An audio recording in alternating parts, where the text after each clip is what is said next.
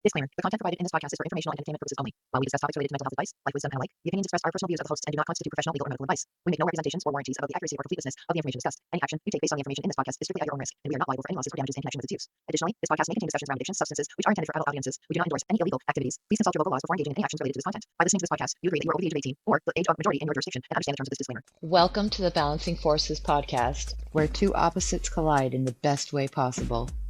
One brings the fire, the other keeps it chill. But together we share life's lessons, hard-earned wisdom, advice you can actually use. Whether you need a fresh perspective or just a laugh, we're here to elevate your mind. So buckle up, because things are about to get real and really funny. Bonus track 4. Naming the beast is half the problem. For decades while growing up, I would hear my mother, who was a spiritual leader and counselor working as a director of education and later as a seminary professor, utter the words, "Naming the beast is half the problem." Charlotte E. Erlandson. Identifying and giving words to the deepest and realest why, driving the equation invariably has the effect of defanging it. It loses its grip on us, freeing us to, inch by inch, mile by mile, create an entirely new life. Similarly, naming the destructive beliefs and binary gates is absolutely required before there can be a long-lasting change in actions, behaviors, and life paths. Why? Because naming something changes the power equation. It disarms that which formerly held great power. In the field of medicine, doctors used to call their patients Tom, Carl, Susie, or Ethel, but the patient was still expected to call the doctor, Dr. Bentley, or Dr. Wenzel. This created a power imbalance. When one person is a person and the other person is a title, the titled person has power over the named person. Staying in the medical realm, the same is true when the affliction of the patient is no longer a bunch of symptoms but becomes a disease that is seen and given a name by the powerful doctor.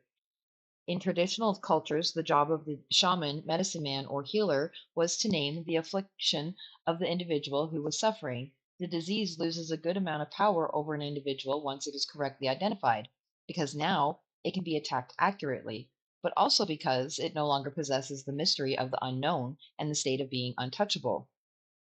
This is the same reason a good many clergy and therapists do not share their personal lives with their charges.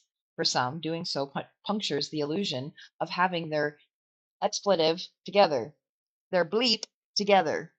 They think they lose credibility if they have any problem of their own, when in fact precisely the opposite is true.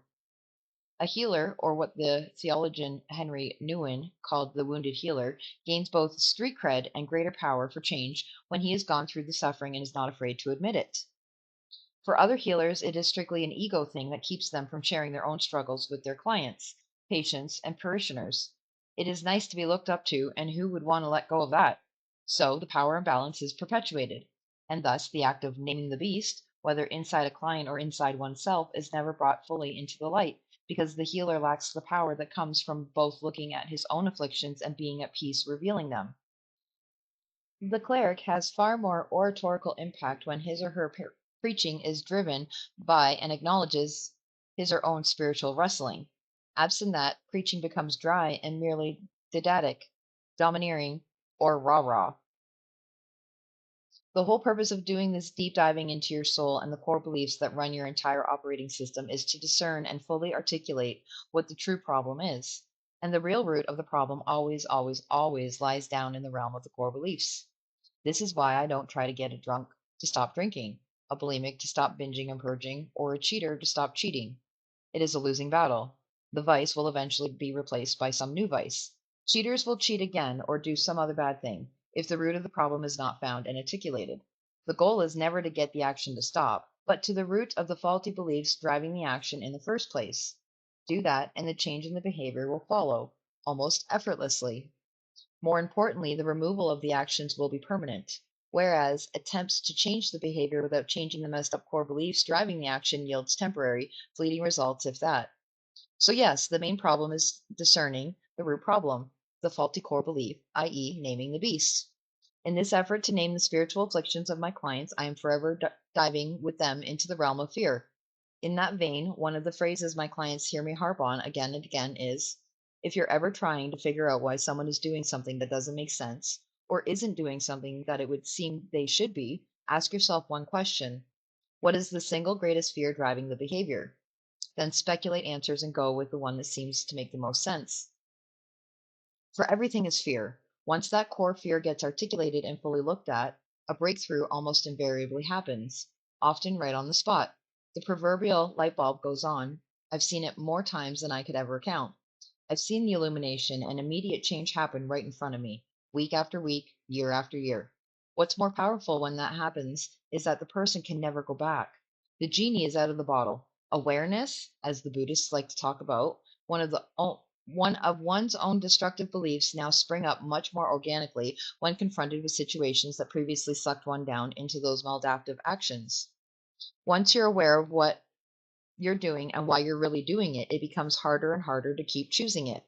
The awareness of the problem has the effect of intensifying the pain of the problem. And it is that increased pain, discomfort, or anxiety that eventually drives a person out of the very situation in which they've felt trapped.